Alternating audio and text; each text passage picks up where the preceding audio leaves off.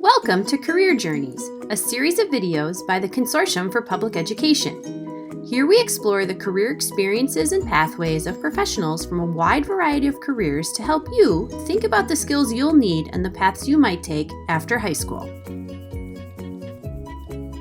Hi, I'm Debbie Pixton with the Consortium for Public Education. Today I'm interviewing Brianna McMeekin, Vice President, Talent Program Manager of High Schools at PNC Financial Services. Thank you for joining us, Brianna. Yeah, I'm happy to be here. Happy to chat. Brianna, tell me about PNC and your role there. What do you do as a Talent Program Manager? So essentially, our job in talent programs is to train and develop our young talent at the bank. And that could be in pretty much any line of business. So a lot of folks, when we say PNC, they think of the bank. So going in, money transactions, tellers, all those types. Or doing something like accounting, right? So with numbers. But our talent programs run the gamut from technology to accounting to finance to corporate and institutional banking. So really that's the broad umbrella I sit under. My job specifically is to work with our youngest of the young talent, and that's to develop folks from high school and have them enter the workforce right after high school graduation. So what do you love about what you're doing at PNC now? If one word, I'd say relationships. I love building relationships with the students that I get to work with the young people that we get to hire, with the managers that the students are going to be working for once they are young professionals here at PNC, with our education partners, our company partners. So, I mean, if you think about the counseling piece, it's about establishing rapport and building relationships and having those relationships be productive and beneficial so people can move forward. That's essentially what I do. I build relationships so we can move forward as companies and students can move forward with their career paths. What are some skills that make you particularly good at your job? Counseling piece is heavy again. So listening and actually hearing what people are saying and trying to kind of make sure that what they're looking for is going to be a good fit with what we as companies are looking for. Relationship building, so all those communication skills, which is really what any company and job is going to look for at base level. Mine's just a little bit higher level in terms of what makes it a good fit. I always talk about those relationships in terms of the most simple pieces of knowing people's names.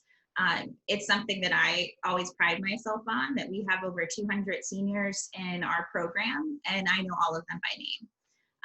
Most of them I know details, and when I see them month to month, I can come back and talk about something that they talked about, and they're always surprised by that. Or our education partners, when I'm jotting down notes when people are talking during our intro meetings, it's so I can start to build those connections between name and face and story. But to me, that's the simplest thing. Our names mean a lot, and to have someone remember you makes a big difference. So that to me is really important. And maybe a great memory is a skill, but to me it's really just about building that relationship and making sure that people feel seen and heard. What a great point. What kinds of things should a student in high school do, either academically or in their extracurriculars, to help them prepare for a career in counseling more so than in finance, since that's more your role? I mean, the simple answer to your question, I think there are concrete things you can do, like peer mentoring programs or kind of flexing some of those relationship building skills, those listening skills. But honestly, it's really just about starting to tune into kind of what's important to you, because you can't have a counselor who doesn't also do their own work. So that's a large part about being a counselor, is kind of understanding what's going on with you internally so that doesn't get in the way with folks you're trying to help. Brianna, you mentioned grad school. What kind of education do you need after high school if you want to be in counseling? So to be a counselor, and a licensed counselor at that, every state is different in terms of the requirements post graduation. You definitely have to have a bachelor's degree. Almost nearly any state you're going to need a master's degree, along with a test of some sort, and then also supervised hours of work. Pennsylvania is probably one of the more stringent states, which is awesome because you want someone helping you that's kind of gone through everything they need to. But you do need a master's degree in counseling education or counseling psychology. Different schools will call those programs and house them in different departments. I went to Duquesne, and so it was in the School of Education, and so it was counseling education. The master's programs are generally 60 credits long, so that's 2.5 years on top of your 4 years of college. So lots of school. And then once you're done with your education, you can sit for the license exam, and passing that exam is still not the final hurdle. You then need 2,000 hours, and that could have changed. I went through that process nearly 10 years ago, so don't quote me on the number of hours, but it's a lot. Then you have to go through 2,000 or so supervised hours where someone who already is licensed is kind of working with you to help develop your skills. And then once you're done with that, then you can apply with the state for a license, and you can kind of practice on your own from there. Some folks choose not to get licensed. They still can practice counseling. They just never can do that on their own. That they'll always need to work with a practice or work with someone that has a license.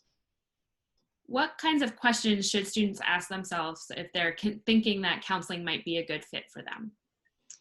I would say that they somewhat enjoy school. I certainly was in college with my bachelor's degree, and even in grad school with folks that didn't love school. But you have to be able to have that drive to continue going to class and doing well. You're not going to get into grad school if you don't do well in your undergrad experience, and so it builds on everything. When I was working in higher education doing career counseling, and a lot of students would come in and they're unsure, and so they're considering grad school, they think that it's going to be harder. Like, oh, it's high school was kind of easy maybe, and then I get to college and it's harder. And so if I'm thinking about grad school, oh geez, that's going to be even harder. Should I even think about it? Well, for a lot of people, it's more work and it's a different type of work. But when you get to the grad school level, you're studying something that you're intentionally choosing, and you don't have to take a ton of gen ed classes. So hopefully you're studying things that are more interesting to you. So it is easier in that sense. So when you're considering that, it's yes, the school part, but make sure you're picking something that you are truly interested in if you're going to continue studying it. Because if not, it's going to be a lot of banging your head off the wall and probably a lot of frustration. And typically we don't do as well when we're not interested in whatever it is we're doing, whether it's school or something else. So if you're going to, commit to that long path, make sure that you've actually thought about what that path is. So have conversations with people who do that. There's different types of counseling. So if we're just looking at counseling, I started as a drug and alcohol counselor. Loved it. It was an amazing experience. I learned a lot. I also learned I could never do that full-time forever. Now I do career counseling, which is completely different. I have friends that do couples counseling. So it's having conversations, but don't just have one conversation and think you know everything. It really is being open to continue exploring, but make sure that you explore before you commit to going that path. What's one piece of advice you would give to anyone aspiring to be in counseling? My path and advice that I wish someone would have given to me, it probably is more about make sure that you've done your own work first.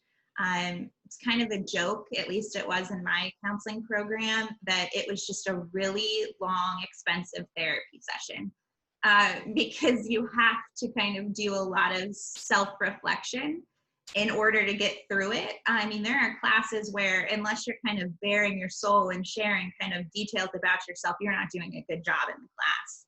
And so, being prepared for that, because that's not something that, when I'm thinking about school, it's something that would need to happen. Self-reflection is important in life, but I didn't think I'd have to go into a classroom and have that be part of my learning experience.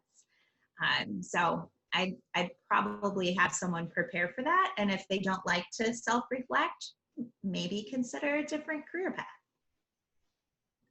That's great advice.